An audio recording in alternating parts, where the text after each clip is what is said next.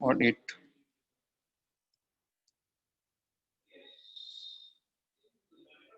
ठीक है। Resistance mainly depends on following factor, following 4 factor. ये मेनली 4 फैक्टर के ऊपर ही डिपेंड करता है। ठीक है। पहला जो रहता है वो होता है length of conductor, length of conductor. दूसरा क्या होता है? क्रॉस सेक्शन, हाँ टेम्परेचर भी रहता है, cross sectional area of conductor. तीसरा क्या हो गया?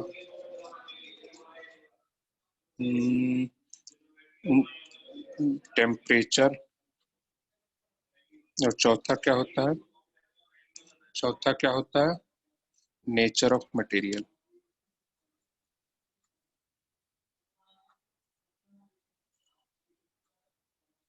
चलो फटाफट नोट डाउन करो।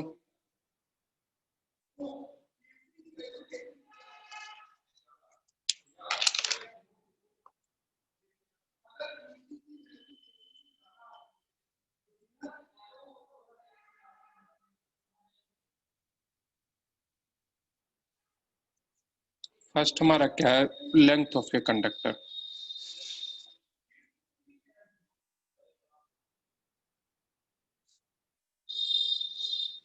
चलिए आप लोग से क्वेश्चन पूछते हैं, ठीक है। रेजिस्टेंस मतलब क्या होता है गौरी? रुकावट। अब देखो, अब तुम दो रास्ते से जा रही है, ठीक है।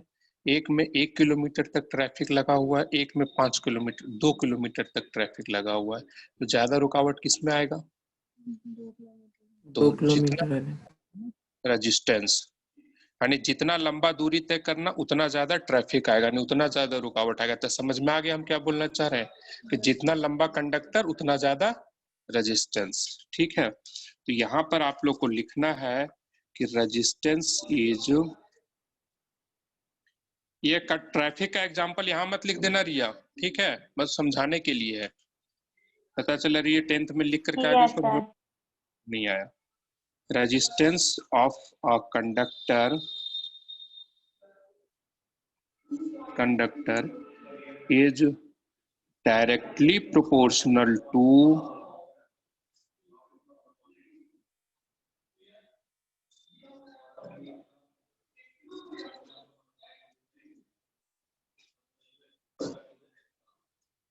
directly proportional to its length। ठीक है। resistance of a conductor is directly proportional to its length, that is R is directly proportional to length। ठीक है। that is क्या हुआ? अभी किसी को लिखना नहीं है। that is length increases if length of conductor increases,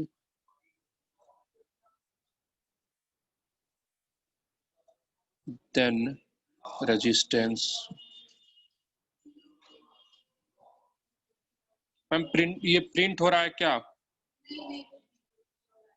resistance also increases, ठीक है, वो भी इंक्रीज करेगा। तो यहाँ पर हम लिख सकते हैं R is directly proportional to L, equation 1 हो गया। ठीक है। फिर दूसरा आता है लेंथ ऑफ कंडक्टर के बाद क्या होता है? Area of conductor. Area of conductor, ये तो बहुत ही भी मुरादाबाद का एग्जाम्पल इस पर दे देता हूँ। कहाँ से आती तुम गौरी? उसी वाले गली। तो बस कभी आप लोग उधर क्या कहते हैं, उधर मंझोली साइड में गए हैं आज से एक साल पहले? कभी जाते हो? तो उधर लोको सेड वाला पुल हुआ करता था पहले, एक ही पुल रहता था। तो बताओ श्रेयांश, उसको पास करने में पहले ज्यादा टाइम लगता था कि अब ज्यादा टाइम लगता है? पहले ज्यादा टाइम लगता था। अच्छा चलो, अब कम टाइम क्यों लगता है? क्योंकि सर अब 2 वे हो गया, यानी एरिया बढ़ गया। Yes sir. समझ में आ रहा है? तो सिंपल सी बात क्या, एरिया ऑफ कंडक्टर यानी रेजिस्टेंस रुकावट है, एरिया बढ़ता है तो हमारा रुकावट क्या होता है, कम होता है। समझ में आ गया? कुछ समझाने की जरूरत पड़ेगी इसमें क्या? No sir. तो देखो एक एक एग्जांपल से आप लोग समझ रहे, इंटेलिजेंट हो गए हैं आप लोग। सर आपने बना दिया। ओहो, रेजिस्टेंस ऑफ एक्सपीरियंस है तुम हैं? श्रेयांश कहाँ से सीखा, सर क्या? कहाँ से सीखा? नहीं सर, नहीं सर। ये देखो हम सब समझ रहे हैं, हम समझदार हैं, पता चलना चाहिए तुम्हें। Resistance of a conductor is reciprocal, कोई बात नहीं, यहाँ ध्यान दो, to its area, reciprocal to cross sectional area, नहीं पूरा अच्छे से लिख देते हैं, cross sectional area of conductor that is, if area increases then resistance decreases, that is R is reciprocal to E। कोई प्रॉब्लम यहाँ तक? नो चलो सर। इन दोनों को फटाफट नोट कीजिए।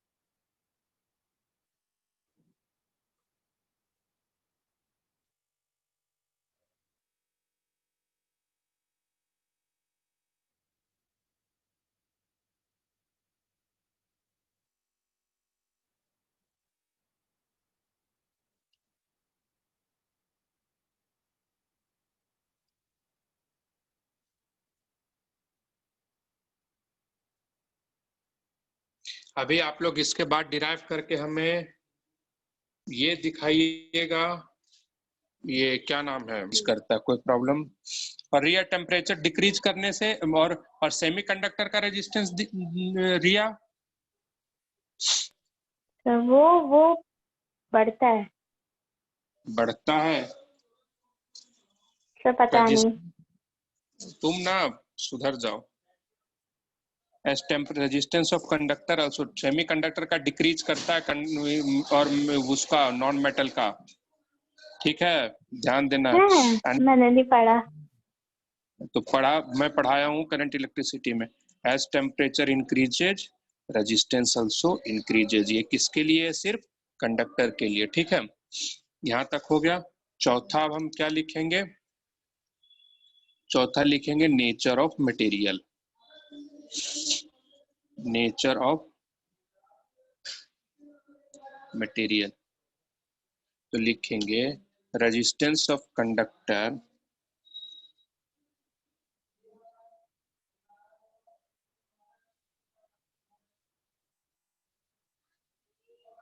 resistance of conductor also depends on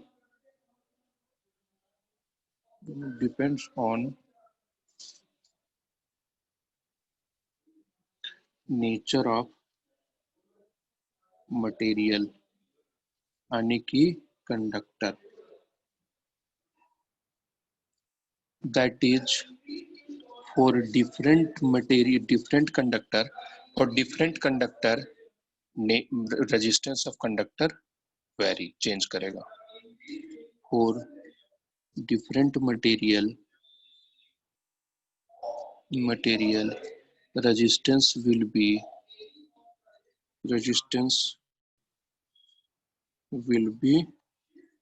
different।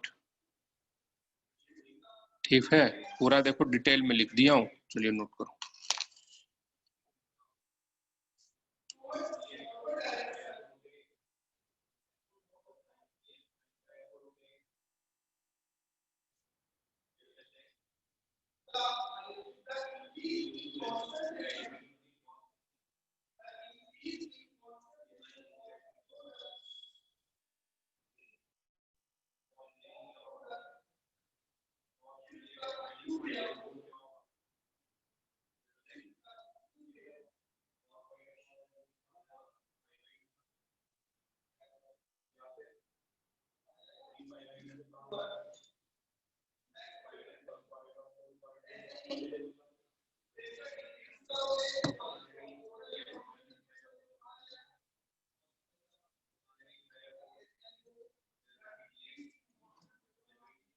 क्या करेंगे, डायरेक्टली प्रोपोर्शनलिटी हटाएंगे तो यहाँ पर क्या रो इंटू एल अपॉन ए, और यही जो कांस्टेंट है, ठीक है, रेसिस्टिविटी क्या हो जाएगा, यही रो को हम क्या बोलते हैं, इसी रो को हम क्या बोलते हैं, रेसिस्टिविटी। ठीक है, रेसिस्टिविटी। अब क्या है ये, इसको डिफाइन कैसे करेंगे, if L is equal to 1 meter and area is equal to 1 meter square, then R is equal to क्या हो गया, then R is equal to rho। ठीक है, यानी if any conductor having length L and area having length 1 meter and its area of cross section is 1 meter square, then its resistance is resistivity। ठीक है, या तो हम कहेंगे कि ये वो रेजिस्टेंस, वो उस कंडक्टर का रेजिस्टेंस है। रेसिस्टिविटी जो resistance of a conductor having length L and area of cross section is 1 meter square. ठीक है, यहाँ तक समझ में आ रहा है? तो हम यहाँ पर लिखते हैं, नहीं यहाँ पर नहीं होगा, पहले इतना नोट डाउन कीजिए, फिर हम इससे आगे बताएंगे।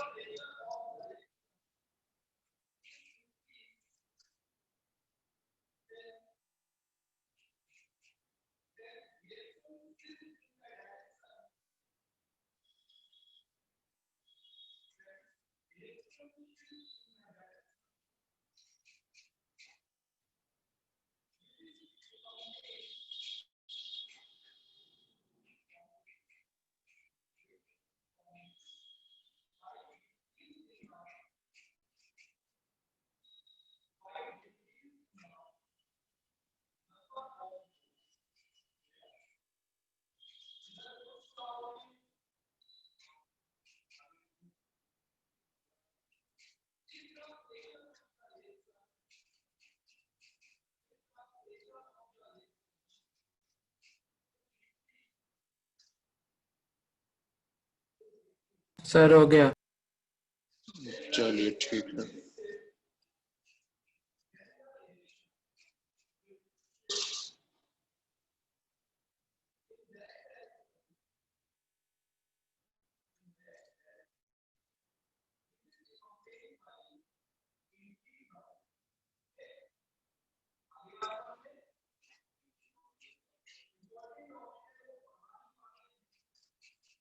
रिया हुआ? ऐसा हो गया। चलिए ठीक है,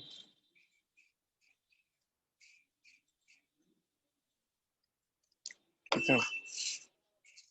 तो अब हम यहाँ पर लिख सकते हैं, इसी से आगे लिखेंगे यहाँ से कि अरे तुम लोग दो बार ये रिवीजन क्लास है या तुम लोग का रेगुलर क्लास है, समझ में नहीं आ रहा है हमें। मटेरियल की प्रॉपर्टी होती है, ये डायमेंशन के ऊपर यानी लेंथ और एरिया के ऊपर डिपेंड नहीं करता है। तो यहाँ पर लिखते हैं resistivity for a given material, resistivity for a given material material is always constant, always constant. ठीक है, ठीक है, resistive for a given material is always constant, is always constant. ध्यान क्या रखना है, जब टेम्परेचर कांस्टेंट रखना है, ठीक है, टेम्परेचर कांस्टेंट, यानी रेसिस्टिविटी जो है टेम्परेचर कांस्टेंट रहेगा तो मटेरियल के लिए हमेशा कांस्टेंट रहेगा, यानी रेसिस्टिविटी सिर्फ टेम्परेचर की वजह से वेरी करता है। रेसिस्टिविटी चेंजेज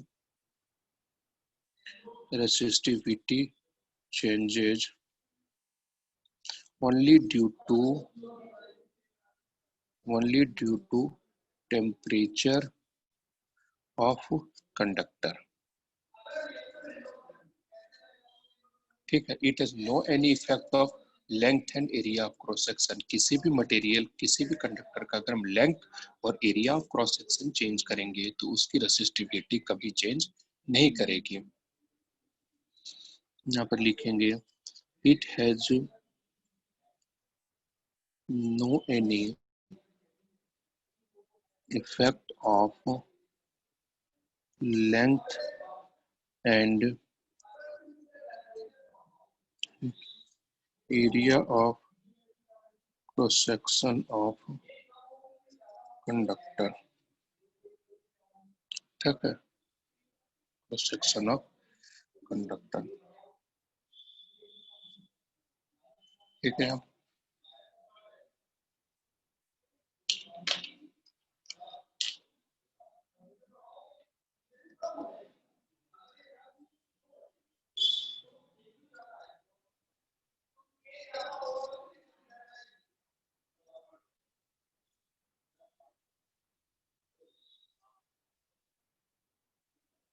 हम लिख सकते हैं rho is equal to R into A by L, ठीक है। तो इसका जब हम एसआई यूनिट देखेंगे, एसआई यूनिट ऑफ रो, तो आर का क्या होगा ओम, एरिया का क्या होगा मीटर स्क्वायर और लेंथ का क्या हो गया मीटर, तो ये क्या होगा ओम मीटर, ठीक है, ये क्या हो जाएगा ओम मीटर।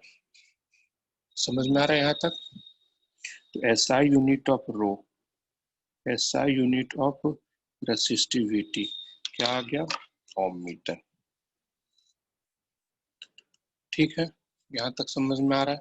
यहाँ यहीं से कोई क्वेश्चन हम उठा करके दे देते हैं। और ये जो है फॉर ए गिवन, ये तो पहले ही बता चुका हूँ कि किसी भी कंडक्टर के लिए ये कांस्टेंट रहेगा, ठीक है, किसी भी कंडक्टर के लिए क्या रहेगा कांस्टेंट रहेगा, ठीक। तो अब हमें फाइंड करना है, हटाओ ये नहीं समझ में आ रहा है कि क्या है। Rest material length between if the diameter is 3 mm, what will be the resistivity of the at the temperature?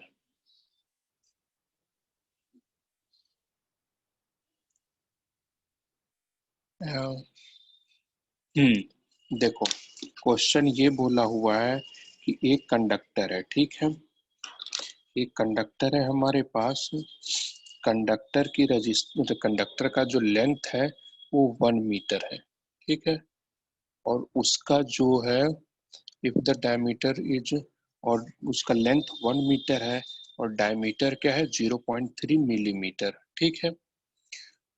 तो उसका जो रेजिस्टेंस है वो कितना है 26 ओम, और ये सारा का सारा चीज कब है एट टेम्परेचर 20 डिग्री सेल्सियस। देखो फिक्स टेम्परेचर दे दिया है, तो आपको फाइंड करने के लिए क्या बोल रहा है, फाइंड करो रेसिस्टिविटी, ये D4 क्या है डायमीटर। चलो इतना नोट करो फिर क्वेश्चन को सॉल्व करो। इंटू एल अपॉन ए, यही होगा ना, तो आर लिख देंगे, आर हो गया 26 ओम, लेंथ 1 मीटर और ए कितना होता है एरिया रहता है तो pi by 4 into D square, तो पाई बाय 4 लिख देंगे, और डी है डायमीटर है तो मिलीमीटर को मीटर में कन्वर्ट कर दो, 10 कितना हो जाएगा 10⁻³ का होल स्क्वायर, ठीक है। तो हो गया rho is equal to 4 into 26 upon क्या हो जाएगा पाई इंटू 0.3 का स्क्वायर क्या हो गया 0.09, और ये ऊपर चला जाएगा 10⁻⁶ हो जाएगा, ठीक है। नहीं सॉरी ये मिलीमीटर है, तो मीटर में ये कुछ तो गड़बड़ हो गया। हाँ अरे sir upon A L by होगा ना। एल होगा। वही ना, वही हम सोचो कहाँ गड़बड़ हो रहा है, ए बाय एल होगा। अब सारी चीज खराब हो गई यहाँ पर, हम देख दूसरे पेज में करते हैं। हाँ 1 मिनट में आया ना। ए बाय एल, तो rho is equal to R 26 ohm, area क्या लिखेंगे, pi by 4 into D square, कितना हो गया 0.3 इंटू 10⁻³ का स्क्वायर। कोई प्रॉब्लम है क्या? हाँ छोटे बच्चों, दिख ही नहीं रहा है। छोटे बच्चों, छोटे बच्चों, नेटवर्क चला गया। ठीक है, यहां तक हो गया, तो इसको कैलकुलेट कर देंगे और एल क्या हो जाएगा 1, तो इसे कैलकुलेट कर लीजिएगा आप। इसका आंसर आएगा 1.84 इंटू 10⁻⁻6 ओम मीटर। सॉल्व कर लिए ना, ये रहा ना, समझे? इतना आंसर आ जाएगा, कैलकुलेट कर लीजिएगा। ठीक है, बाकी रिमेनिंग कल के क्लास में, कल नहीं अब जब भी हम ओके लोग सर। नेक्स्ट। Thank you.